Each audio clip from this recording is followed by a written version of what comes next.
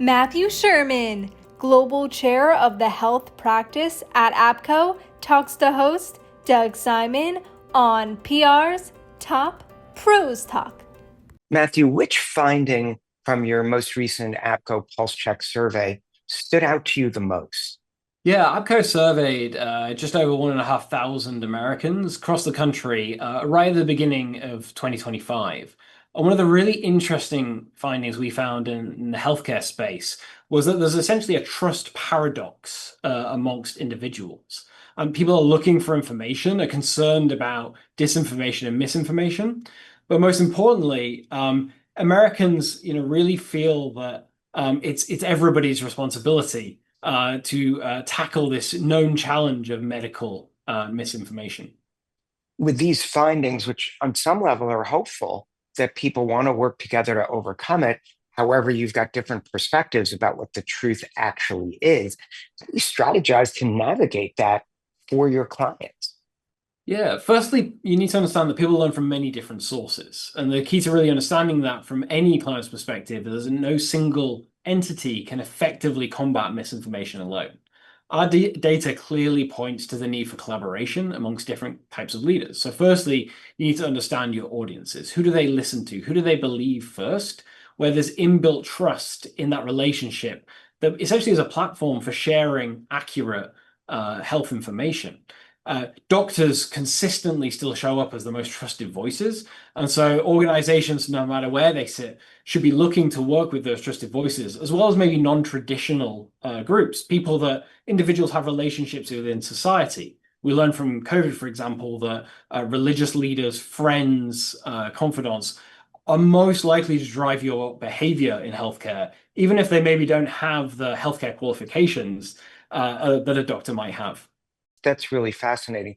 You also had some data about the perspective and issues surrounding global healthcare. And I might add, they were taken before President Trump was inaugurated. So first, let's hear about what you found.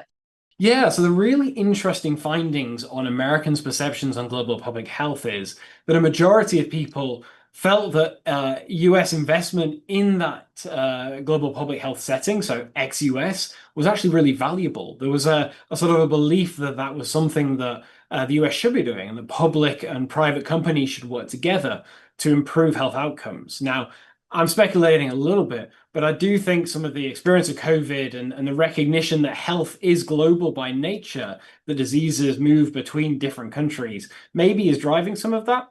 And so as we think about organizations looking to both act in public health's interest, but also protect their reputations, maybe they can take a little bit of confidence from that as they think about how do they work with governments around the world and also populations. Yeah, and that being said, obviously there's been some significant policy changes at the US level in terms of supporting global health, with the top of mind piece seems to be reducing support from that. So how is an organization that might be affected by that, how do you adjust to that, which is an extremely challenging position? Companies that are working in highly contentious areas, debates around global public health, for example, need to think about how do they tailor their messaging to different kinds of audiences. And so you may be a company that is deeply invested in supporting health outside of some of your main markets, whether it's Latin America, Sub-Saharan Africa, certain parts of Asia. Now, you may not want to be telling that story so much in your US market right now because it's an issue that is highly politicized. There are many different views, and it's not something that maybe enhances your brand. Having said that, that doesn't mean you necessarily stop doing that work because it aligns with your business objectives, and recognize that some audiences, particularly medical audiences, for example, may ultimately reward you with their trust because of that work and understanding the efforts you're putting in that space. Yeah, and that's a really interesting point you make. If I'm pulling out the information correctly, while you might de-emphasize your communications work on those issues within the United States because it's so politicized, maybe you want to reorient that to other audiences around the world where it will be received a lot more favorably. Exactly. I think there's a real opportunity to tailor what you're talking about, but also thinking about how you talk about that message. Investment in delivering life-saving medicines or vaccines to markets that are not the US has a benefit for global health. And now you may tell that story, however, in the US market in a slightly different way. And so a lot of clients are thinking through, well, what is the economic value in the US? What is the investment that is being made in manufacturing or research in the United States that is ultimately benefiting some of the work that happens elsewhere? And so there's opportunities to tell a different piece of that story that isn't a pure public health story to audiences that might want to hear about something else that you're doing. So, how do you guide clients? What are steps they should take to be prepared in case there is a potential crisis? Obviously, the best hope is that you don't have to have a crisis, but sometimes you can't even control those types of events. They get thrust upon you.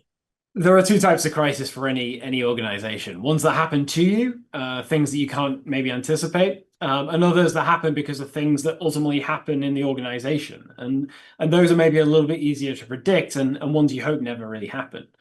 For both of those kinds of crises, there are quite a few steps you can take to prepare your thinking, your organization, and ultimately your communications team to get ahead of it and anticipate what might happen. And so, for example, whether it's an external event like a hurricane or an electricity failure, or it's something that happens to you in your organization, like a product has a problem.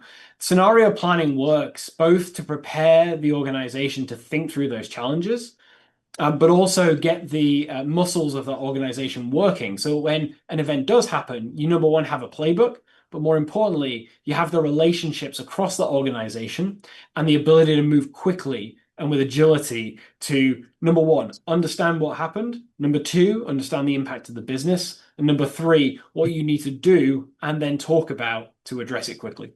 Yeah.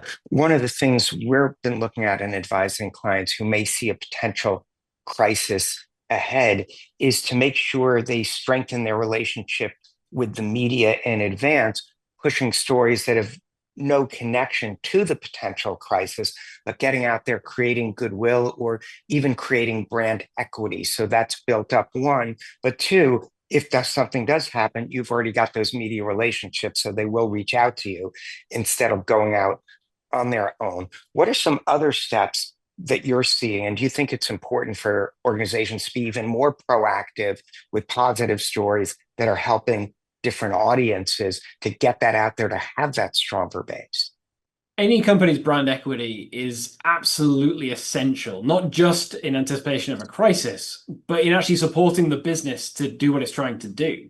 I'd go even further, Doug, than say it's media relationships. You need to understand what your different audiences, whether it's consumers, in healthcare, maybe it's a doctor or an institution, what they expect from your company. What is the purpose of your company? And what you're ultimately trying to do, and then how you need to talk about that in a way that not only reaches those audiences, but resonates with them.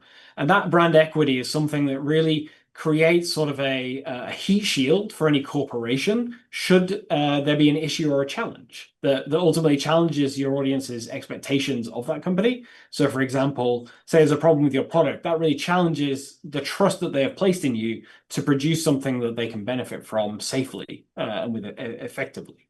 And so anything you can do, number one, directly to demonstrate the work you're doing to build familiarity and trust is really important.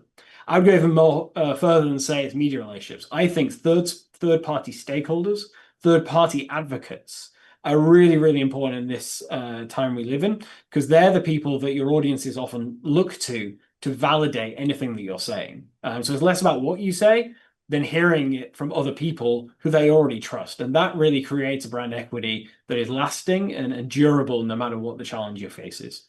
This has been a great discussion, and we're going to get to your final thoughts in a moment. But I do like to remind people who watch this video podcast that you aren't just a top pro in PR, you're also a human being. So, is there anything about you that people might be surprised to learn about? And I know your team advised you not to say that you're from the UK because people think that's well known. I think if you listened to this interview for more than a second, you've probably guessed I'm not originally from the US, but I am in fact from the north of England. Well, look, outside of work, I'm a big fan of Formula One. I know that's kind of zeitgeisty right now, but I've been watching it since the 90s as a small child. And so for some time during my life, I guess I wanted to be a race driver, then a historian, and now I work as a sort of an advisor for healthcare companies. So I don't know if that's a fun fact so much as a little bit of background to me, but I enjoy what I do now and would love to keep navigating these challenges with the clients I work with. Yeah, well, clearly the Formula One interest applies for the pace of change that things are happening now. Any final thoughts that you have? I think you hit on one key thing, which is the pace of change right now is relentless. Companies, and especially those in healthcare that really seem to be at the center of public and policy discussions, need to really continue to evolve their communications in a really profound way. And it's because businesses are holding communications teams and policy teams and advocacy teams to really specific business objectives. And so if you can build a strategy, build a campaign that really aligns to business objectives, understand how to measure that, and then articulate that, I think you'll be not only doing a great job for patients, but ultimately for the business as well. And so communications has a real opportunity to seize in this moment because of that change. And it really starts with understanding the business and how you as communicators, as corporate communicators, can make a difference through the work we do. Great. Matthew, thanks for a fantastic discussion. Thank you so much. It's been real fun, and I really appreciate it.